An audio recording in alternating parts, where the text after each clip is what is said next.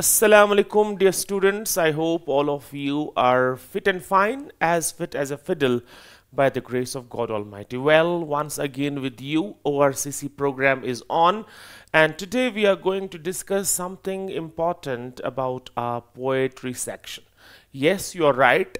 We are going to do some exercise on poetic devices. I mean to say the mental exercise, not the physical exercise. And this lesson is going to help you in identifying different poetic devices. At the same time, I'll be talking about some important themes and ideas that are contained in the poem. Inshallah, in the upcoming lectures, we will have a list of expected questions, and the paper pattern also will be discussed. We are moving towards the conclusion of this ORCC program. We have done the grammar part, the writing skill part, the poetry part is also going to be get done very soon. उसके बाद stories और stories के बाद paper pattern जो है वो अगले कुछ lectures में आपके सामने जो है वो रखा जाएगा. तो आज की बात जो चलेगी वो मुख्तलिफ पोएम्स जो हमारी हैं सिलेबस में, उन पोएम्स की मुख्तलिफ टेक्निक्स जो हैं वो हम आज डिस्कस करने जा रहे हैं. पहली पोएम की बात करते हैं, स्टार्ट करते हैं प्रेयर से, दुआ से. और साहिबो सत छम में चर्नी वत में असले छावतम कूद काला रोज बेजान जान हुंद बस चावतम. Obviously, the first thing that comes to your mind as a poetic device in poem number 1 is metaphor. Now, what is a metaphor? आपको मैंने क्लास में बताया, जो हमारे साथ जुड़े थे इस साल विंटर्स में. metaphor is a comparison, एक ऐसा comparison जो हम दो unlike चीज़ों में करते हैं, दो मुख्तलिफ चीज़ों में करते हैं, और उन दो मुख्तलिफ चीज़ों को हम कंपेयर करते हैं on the basis of the similar characters that they possess.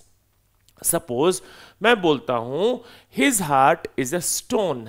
अब हार्ट अलग बात है, स्टोन अलग बात है, लेकिन मैं इन दो अलग चीजों को कंपेयर करता हूं on the basis of the similar character, that is hardness.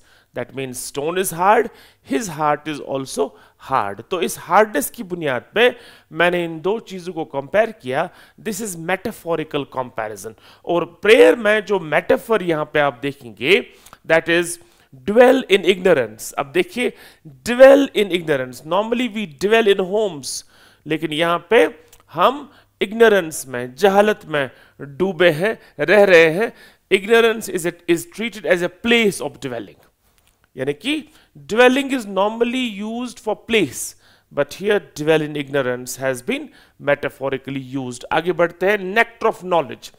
knowledge is compared to nectar. Nectar is sweet, abi hayat, it gives life to the bees, and so knowledge also gives life to us. ilm par ilm chi gash, ilm nahi parakh tilchak zind lash. हमें दुनिया से क्या मतलब, कुतुब खाना है घर अपना, मरेंगे हम किताबों पर, वरक होगा कफन अपना. अल उलमा वरसतुल अंबिया. आलिम लोग अंबिया के वारिस होते हैं. The ones who learn are someone, in fact, the learned people are the successors of the scholars. And so, that is nectar of knowledge for you. Exam में पूछा जाएगा, nectar of knowledge, which poetic device has been used in the poem?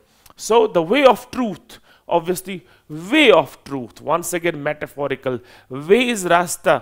Normally हम चलते हैं physically किसी रास्ते पे, लेकिन truth जो है उसको एक रास्ते के साथ तशबीह दी गई है, जिसको हम बोलते हैं इय्याक नअबुदु व इय्याक नस्तईन. फिर हम बोलते हैं इहदिनस सिरातल मुस्तकीम सिरातल लज़ीना अनअमता अलैहिम. हमें वो रास्ता दिखा जो रास्ता आपने उनको दिखाया, जिन पे आपने अपना इनाम फरमाया, न कि उनका जिन पे अपना गजब आपने फरमाया.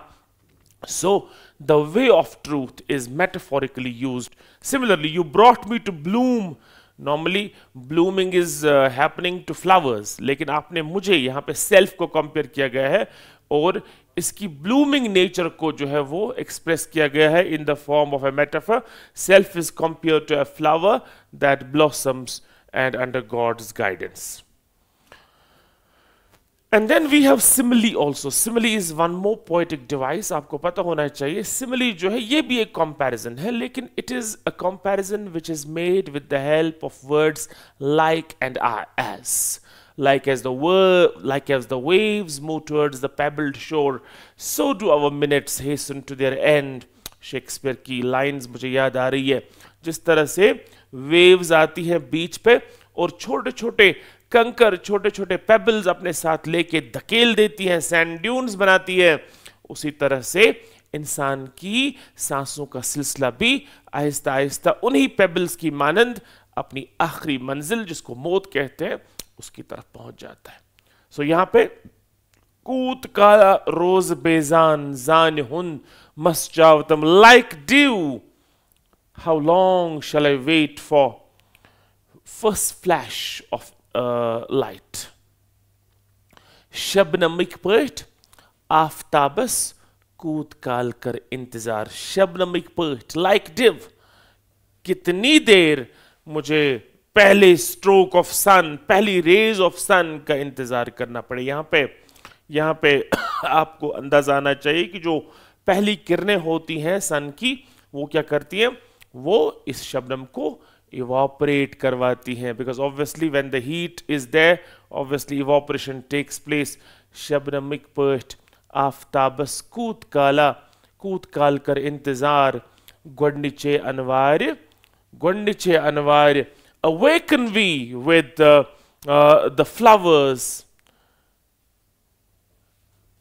Sët sulvuz nautam. That means you get me, you make me rise with the first stroke of dawn. Awaken me, मुझे जागृति अता कर, मुझे उस गफलत की नींद से जगा. Awaken me with the flowers in the first stroke of the dawn. So यहाँ पे compare जो हुआ है renewal और spiritual awakening to flowers opening in early dawn. जिस तरह से वो एक divine opening हो जाती है, divine awakening हो जाती है, इंसान जो है वो गुमराही और गफलत की नींद से उठ के हक के रास्ते पे आना स्टार्ट कर जाता है. तो मुझे भी वैसे ही राइज कराओ. That is the prayer that Mahjoor actually does and seeks from God almighty. उसके साथ साथ एक और चीज है जो आप देख सकते हैं, that's repetition in anaphora. Anaphora और रेपिटिशन मीन्स एनाफोरा मीन्स जब पहली ही लाइन में और पहले वर्ड, लाइन के पहले वर्ड्स जो है वो आगे भी लाइंस में जो है वो स्टार्ट हो जाए, यानी कि वही वर्ड रिपीट हो जाए. पहली लाइन में कोई वर्ड यूज हुआ है, फिर दूसरी लाइन में भी वही वर्ड स्टार्ट करता है, या आगे भी वही वो स्टार्ट करता है. That's anaphora. Repetition means when you see a word getting repeated in a poetic line. So the word let is repeated at the beginning of several lines. Let me not ever chant the sleep inducing tales. Let me, आप देख सकते हैं poem में वो line है, let me sing. So let me not ever, let me sing. यहाँ पे let me और let me जो है ये repeat हो रहे हैं lines में initially. So this is an example of anaphora.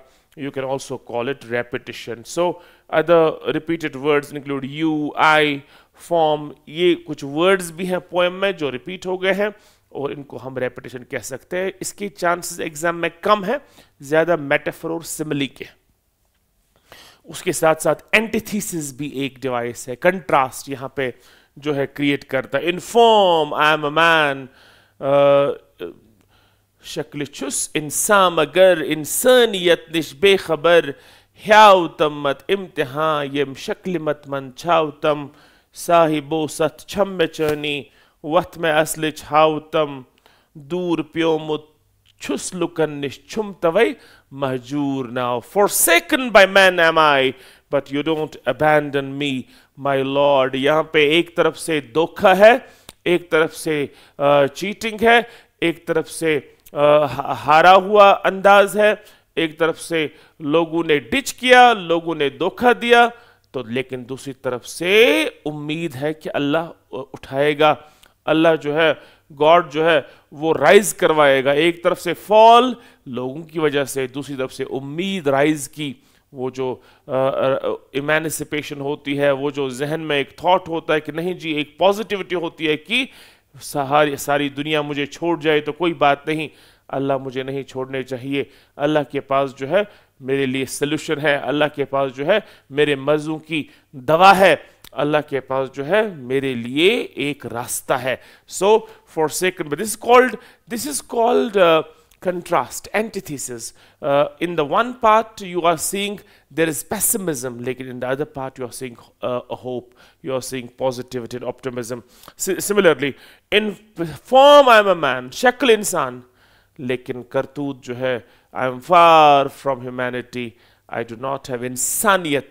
There is a great journey that I have to make from going from human to humane. So these are some important points related to Mahjoor that I want to convey to you. उसके बाद हम जाएंगे दूसरी poem Walt Whitman, that is miracles. आपको पता है कि Walt Whitman जो है वो मिरेकल्स के बारे में बोलते हैं कि why do you make much of A miracle. मुझे तो लगता है कि हर कोई चीज, हर कोई जर्रा जो है वो मिरेकल ही मिरेकल है। शेख चले काबा, हम चले इंग्लिस्तान, वो खुदा को देखेंगे, हम खुदा की शान को देखेंगे। अल्लाह की शान तो हर जर्रे में मौजूद है। Each thing, each dot, each dust particle even is full with every inch of land is a miracle. Whatever is under the land, under the ground is a miracle. Whatever is in the clear blue skies is the miracle. माहो मरीख से इंसान को गुजर जाने दो, जब भी उतरेगा तो गारू में चला जाएगा। हर कोई चीज मिरेकल है। वॉल्ट विटमैन बोलते हैं कि आप सिर्फ आउटस्टैंडिंग एक्स्ट्रॉर्डिनरी चीजों को मिरेकल्स मत समझो, आप अल्लाह की बनाई हुई चीजों पे गौर करो, फिक्र करो, ततफक्करून, और आपको पता चलेगा कि अल्लाह की बनाई हुई हर कोई चीज एक मिरेकल है, एक मौजज़े से कम नहीं है। आप एक कैमरा लाते हो, जो कैमरा लाखों रुपए का होता है, एक मोबाइल फोन लाते हो जिसमें बहुत सारे फीचर्स होते हैं, लेकिन आप इस मोबाइल फोन की तारीफें तो करते हो, इसके तारीफों के पुल तो बांधते हो, लेकिन उस अल्लाह की तारीफ नहीं करते, उस दिमाग की तारीफ नहीं करते, उस दिमाग को मिरेकल नहीं समझते जो दिमाग अल्लाह ताला ने आपके सर में फिट किया है। आप उन कैमरास की तारीफ तो करते हो, मेगापिक्सल कैमरास की, लेकिन जो 2 कैमरास अल्लाह ने आपके चेहरे में फिट किए हैं, उन कैमरास को आप एडमायर और अप्रिशिएट नहीं करते हो। क्या ये मिरेकल नहीं है? क्या माँ बाप के साथ कुछ लम्हे बिताना एक मिरेकल नहीं है? क्या अपने वरीज अपने दोस्त के सामने शेयर करना एक मिरेकल नहीं है? क्या ये भीड़ जो आप देख रहे हैं, ये रंग बू वाली दुनिया, क्या ये मिरेकल नहीं है? क्या एक तरफ किसी का मरना, एक तरफ किसी का जीना एक मिरेकल नहीं है? क्या जो माइक्रो ऑर्गेनिजम्स, यहाँ कीड़े मकोड़े जो हैं, every organism, everything that has been created by God has not any what's called similarity, not even 2 identical twins are similar. We say that is beauty of God, beauty of creation. क्या ये beauty of creation miracle नहीं है? क्या वो लहलहाते खेत, क्या वो शोर मचाता हुआ पानी, क्या ये नीलगू आसमां, क्या ये चहलते जो छोटे छोटे ऑर्गेनिजम्स जो हैं, क्या ये मिरेकल्स नहीं है? आप उस अपने छत को देख लीजिए, और उस छत को देख लीजिए, बीम्स हैं ऊपर। मैंने क्लास में बोला था, इन बीम्स की वजह से ये छत जो है वो खड़ी है। क्या अपनी इस आसमान को, उस पर नजर दौड़ाइए। कुरान कहता है कि जरा देखो, आप उस बीम्स को, उस छत को बोलते हैं कि ये खड़ा है, उसको सपोर्ट की जरूरत है। जरा देखो मैंने आपके लिए कौन सा बड़ा आसमान जो है वो क्रिएट किया है, और मुझे एक थंब दिखाओ, मुझे एक छत, मुझे एक पिलर दिखाओ। पिलरलेस स्काइज, क्या ये मिरेकल नहीं है?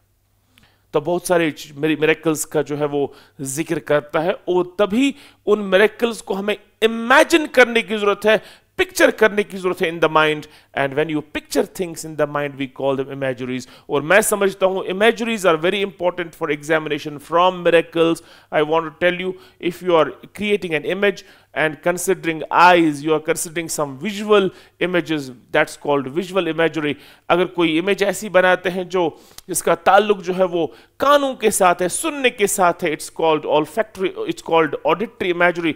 याद करो, I cannot remember my mother in class 10th, in class 9th, तो आपको पता है कि वहाँ पे 3 किस्म की इमेजरीज यूज हो गई थी। ऑडिटरी, तो जब मैं उन जब मैं उन खेलने वाले डॉल्स के साथ जो है, जब मैं उनकी सनसनाहट, जब मैं उनकी आवाज़ सुनता हूँ तो मुझे अपनी माँ याद आती है। व्हेन आई प्ले विद निकनैक्स, तो मुझे लगता है कि मेरे जो है मेरी माँ जो है वहाँ पे मौजूद है।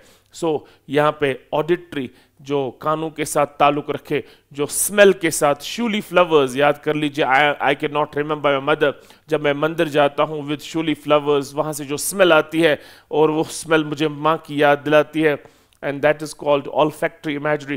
Similarly, we have the imagery that refers to touch, that's called tactile. We have an imagery that refers to taste, that's called gustatory. These are called different imageries. और यहाँ की imageries जो है descriptive language जो use करता है, that is appealing to the senses, जिन senses का मैं अभी जिक्र कर रहा था। Sit at the table at dinner with my mother, imagery है।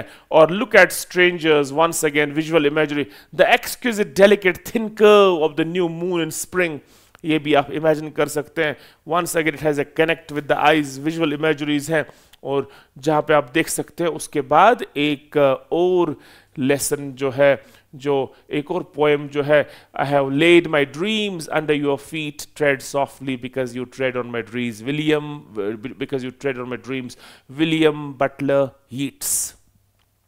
मॉडगॉन, आपको पता है उस पोएम में, so he dedicates, Maud Gonne does not accept his love and does not accept W.B. Yeats in her life, and so W.B. Yeats is in true love with Maud Gonne, and ultimately Maud Gonne, he dedicates an anthology to Maud Gonne, और उस poems की collection में When You Are Old, और इस poem का जब हम देखते हैं तो हम देखते हैं कि मॉड गॉन को अपने हुस्न के नशे में, अपनी खूबसूरती के नशे में यीट्स के जज्बात जो है ज़्यादा नज़र नहीं आते, लेकिन मोहब्बत में नहीं, फ़र्क जीने और मरने का उसी को देख के जीते हैं जिसका फिर पे दम निकले। यीट्स जो है बहरहाल मॉड गॉन के लिए जो है हमेशा अपने दिल में मोहब्बत रखते हैं। He always has admiration, always has accolades, always has love for Maud Gonne, and उसके बाद उसको बोलता है कोई बात नहीं, dimples will change into wrinkles,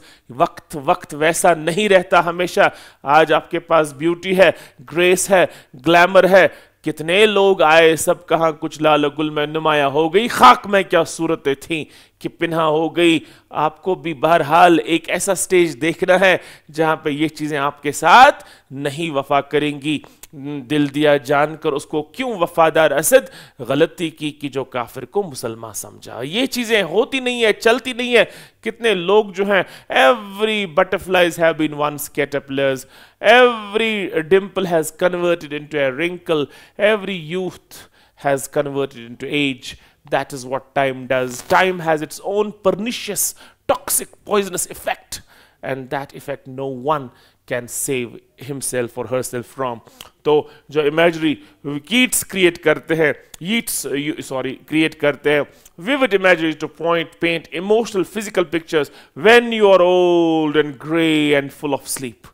पहली लाइन में आपको स्टैंजा आ सकता है, जब बूढ़ी हो जाओगी, ग्रे हो जाओगी, full of sleep.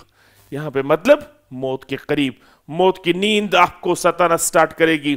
It evokes a tender image of an elderly person and it evokes age and weariness.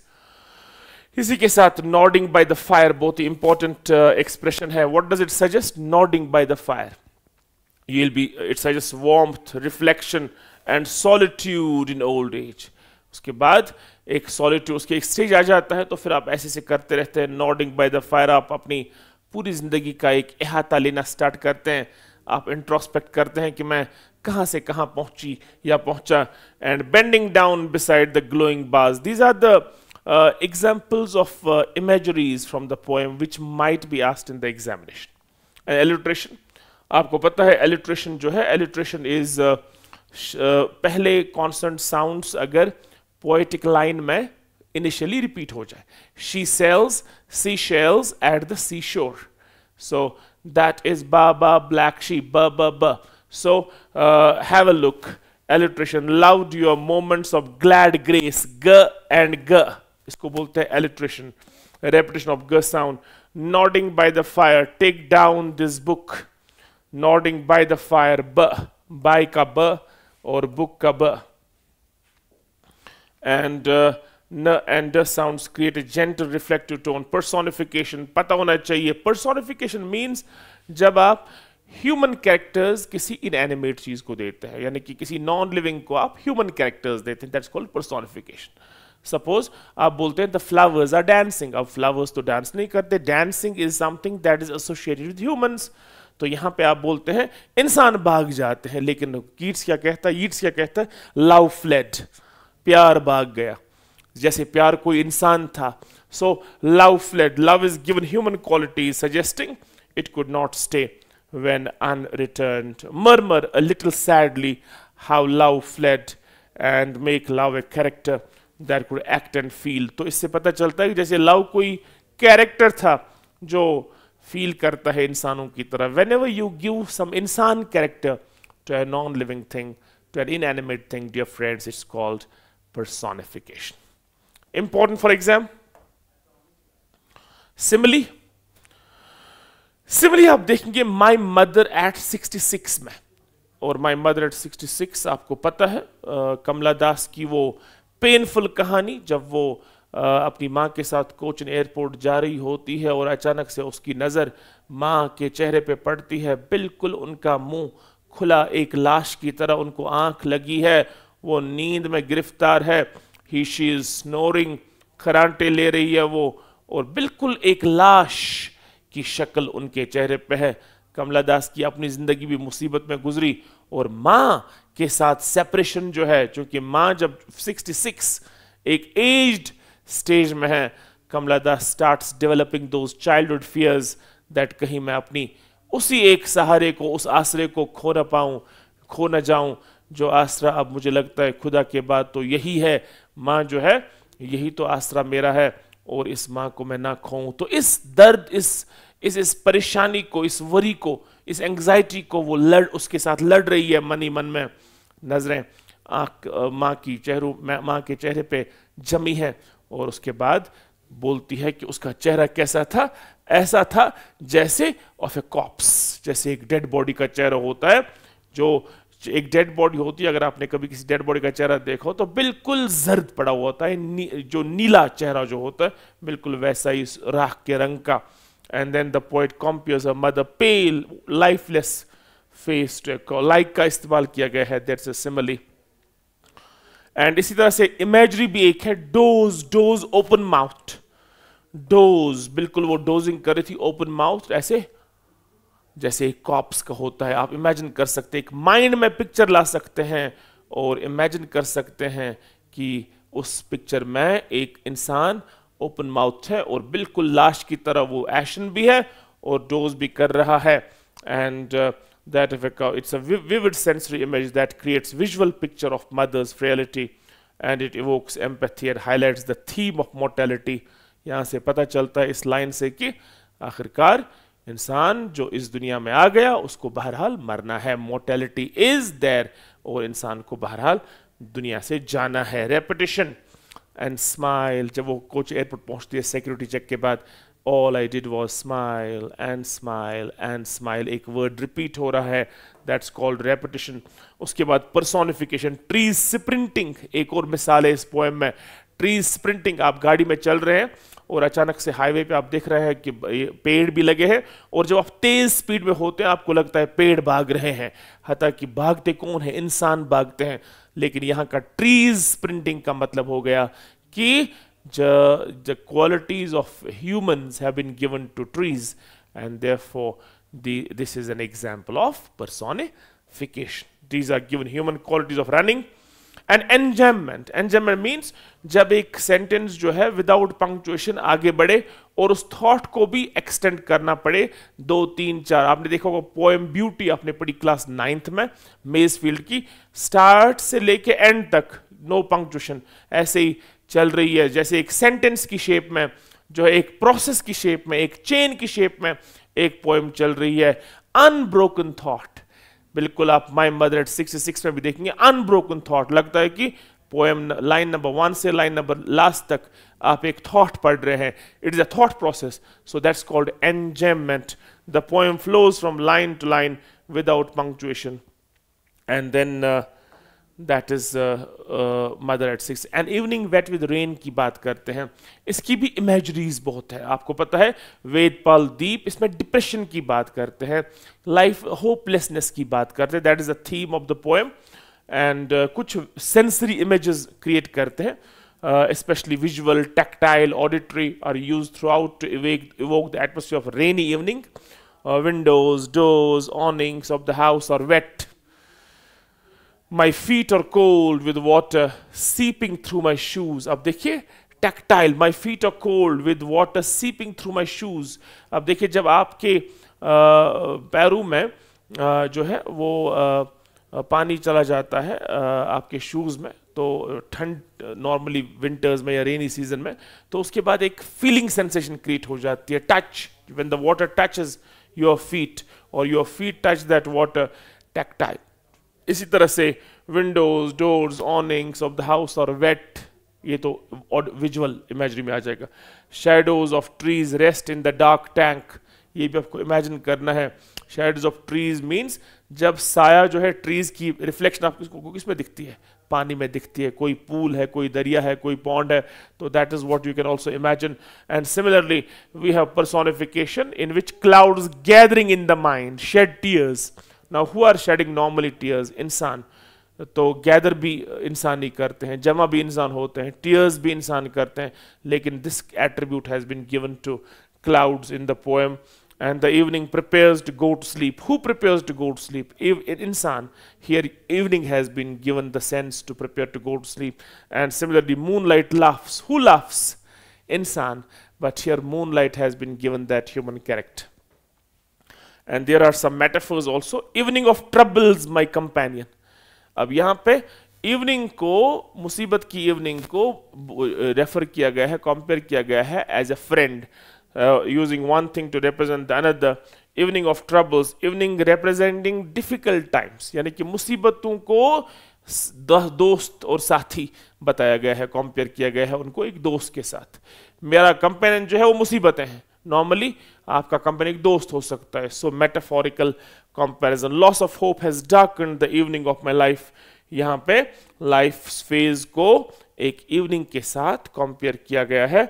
Metaphor यहाँ पे उतनी इंपॉर्टेंट नहीं है जितना मुझे लगता है इमेजरीज एग्जाम के लिए, और पर्सोनिफिकेशंस वेरी इंपॉर्टेंट. एलिट्रेशंस भी हैं इस पोएम में, लाइक वेट विद व, कॉलर ऑफ माई कोट क, स्लोली सॉफ्टली स, और कुछ रेटोरिकल क्वेश्चंस है. रेटोरिकल क्वेश्चन हो गए वो क्वेश्चन जो जवाब लेने के लिए नहीं पूछे जाते बल्कि इफेक्ट क्रिएट करने के लिए पूछे जाते हैं. सपोज यहाँ पे आप देखिए, where is my destination. He is not asking a question to get an answer, मुझे कहाँ जाना है. ये ऐसा क्वेश्चन है कि he wants to create a situation in the mind of the reader that I am at my wits end to know where is my destination. I don't know my destination, I don't know my मंजिल. So कहाँ से एक शेर है मुझे याद आ रहा है, कहाँ से मैं मुसलसल बदलते जाऊं रुख इस कश्ती का, वही तूफान उभरता है जहां हम साहिल समझते हैं. मुझे लगता है कि ये साहिल है, ये मंजिल है, लेकिन जब मैं वहां पहुंचता हूं तो मुझे लगता है नहीं ये तो मंजिल नहीं, वहां से कुछ और नई मंजिल क्रिएट हो जाती है. So where is my destination, where is the hurry. खुद ही सवाल पूछते हैं लेकिन आंसर लेने के लिए नहीं, बल्कि एक इफेक्ट क्रिएट करने के लिए कि I am confused, I am perplexed, I am at my wits end, I am completely in a dilemma, what to do, how to handle this depression, how to handle this hopelessness. और rhyme scheme आपको पता है कि एक rhyme scheme क्या होती है कि सपोज यह हाउस है, इसको हम ए लिखते हैं, फिर माउस है, ये भी राइम करता है ए के साथ, house mouse A A. Wagon इसको बी रखते हैं, ड्रैगन इसको बी रखते हैं. So A A B B, that is going to be the rhyme scheme. Repetition जो है, रेपिटेशन वर्ड्स और फ्रेजेस जब रिपीट किए जाते हैं एम्फेसिस के लिए, तो हम आगे बढ़ जाते हैं. रेपिटेशन हम देख रहे हैं the tale of custard the dragon, वहाँ पे आपको पता है बेलिंडा जो है, बेलिंडा, इसी तरह से वो इंक ब्लिंक, और उसके बाद वो कैसे कस्टर्ड को, इस ड्रैगन को टीज करते हैं. लेकिन अल्टीमेटली जब मुसीबत आती है तो ये ड्रैगन ही जो है उनको बचाता है उन सबको, and he kills that pirate, he swallows that pirate. और उसके बाद जो है वो देखी होगी आपने, पोएम पढ़ी होगी, कितना मज़ा जो है उस पोएम में आ जाता है जब वो उसको तंज करते हैं, टीज करते हैं। और उसमें क्या हुआ है, ऑगडन नैश ने क्या किया, he has use some differently spelt words to create a rhyme। हता कि होना चाहिए really truly, लेकिन एक रिदम क्रिएट करने के लिए उसने क्या किया है, he has done realio trulio just to create a rhythm। that's what is called wordsmithy। इसको बोलते हैं wordsmithy। जब आप words को क्या करें, अपने अंदाज से आप उनको चेंज करें, उनकी स्पेलिंग को, and they have been repeated throughout the poem to create a playful musical effect, little repeated to emphasize the cuteness. Alliteration यहाँ पे है, the repetition of initial consonant sounds for musical effect. अब देखिए, Belinda b b b b, Belinda was as brave as a barrel full of beer. Simile भी है, as का इस्तेमाल किया गया है। Custard cried for a nice safe cage, k, and then k, this is alliteration. और यहाँ पे इमेजरी भी यूज की गई है। Custard the dragon had big sharp teeth. अब you can imagine them, visual imagery, and spikes on top of him, scales underneath, evokes a clear picture of Custard's appearance. और similes भी हैं, Belinda was as brave, जैसे मैं बोल रहा था, ink and blink chase lions down the stairs. And यहाँ पे हाइपरबॉलिक सिमिली है। हाइपरबॉलिक मीन्स जब आप किसी चीज को एग्जैजरेट करते हैं, यानी कि इंक और ब्लिंक जो थे वो बोलते कि हम लाइन्स को भी जो है भगाते हैं, शेरों को भी भगाते हैं। सो कैट और dog, which was obviously not possible. And then onomatopoeia, sound words कुछ यूज, एग्जाम के लिए इंपॉर्टेंट साउंड वर्ड्स कुछ यूज किए गए हैं पोएम में। Clatter, clank, jangle, squirm, hiss, chomp, munch, crunch, ये ऐसे वर्ड्स हैं जो साउंड इफेक्ट क्रिएट करते हैं। जैसे आपने द ब्रुक में देखा था, अगर आपको याद हो क्लास 8th में, the brook, Alfred Lord Tennyson, men may come and men may go but I will go on forever.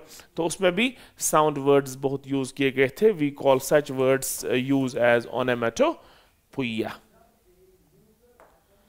And then we have the last poem, the last lesson of the afternoon. आपको पता है D H. Lawrence लिखिए, teacher कितना struggle करता है उस last lesson में, और कितनी वो इरिटेशन दिखाता है। I can not handle it any more, they hate to hunt. और उसके बाद वो thanklessness of the teacher's job जो उसमें दिखाया गया है। तो उस पोएम में teacher is comparing students to hounds. अब देखिए, no longer now can I endure the brunt. तो एक चीज है कि टीचर बोलता है कि ये जैसे हाउंड्स होते हैं जो प्रे करते हैं, जो शिकारी कुत्ते होते हैं, जैसे वो शिकारी कुत्ते शिकार करना नहीं मानते हैं, वैसे ही ये कंपेयर करता है इन बच्चों को कि ये इल्म का शिकार नहीं करना चाहते, यानी कि इल्म पढ़ना नहीं चाहते हैं। So that is a metaphorical comparison. No longer can I endure the brunt of the books that lie out on the desk. Full 3 scores होना चाहिए था यहाँ पे। Each patient I lose again is the quarry of knowledge. Quarry of knowledge has been used as a metaphor. Quarry बोलते हैं जहाँ पे हम, that means the place, no, जहाँ से आप नॉलेज लाते हैं। क्वारी एक मतलब इसका ये भी है कि जहाँ पे हम पत्थर जो है वो निकालते हैं, दैट्स ऑल्सो कॉल्ड क्वारी। तो यहाँ पे है the source of knowledge. They are not ready to take knowledge from the books. They are not ready to learn from me. So why should I worry myself? Why should I endure the brunt? Why should I endure this pressure? Why should I take the toll? And this metaphor shows the frustration as the students do not hunt. यहाँ पे learn actively जो है उस चीज को बताया गया है। So कुछ इम्पॉर्टेंट मुझे लगता है कि ये तमाम पोएम्स का निचोड़ जो है मैंने डिवाइसेस के तौर पे आपको समझाया। तो जो इम्पॉर्टेंट स्टैंजाज होंगे that I will give in the the expected guess question paper जो मैं बनाऊंगा। तो लेकिन आइडिया आपको होने चाहिए हर पोएम के। That is also going to be very important for you. अगर आपने ये सोचा कि नहीं जी हम डिवाइसेस को ही क्लियर नहीं करेंगे, then it will be a little difficult for you to get those marks. कुछ क्वेश्चंस रिलेट टू डिवाइस होंगे, कुछ questions relate to sum and substance होंगे, कुछ क्वेश्चंस रिलेट टू इफेक्ट होंगे, यानी कि इफेक्ट कौन सा क्रिएट कर रहा है ये लाइन यहाँ पे। तो इसलिए पोएम्स को लाइन बाय लाइन पढ़ना आपके लिए इम्पॉर्टेंट भी है.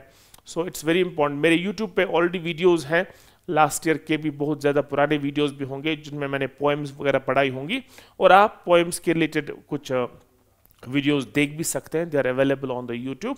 बट जो सर्जिकल स्ट्राइक्स थी, इंपॉर्टेंट पॉइंट्स जो इन पोएम्स के लिए थी, और जो डिवाइसेस थे, that's what is going to help you in a mighty way for the examination.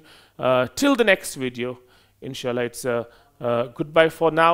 Inshallah, we'll be taking up the story part in the next video, and then we'll straight away move to the expected question, the paper pattern, the guess for the examination.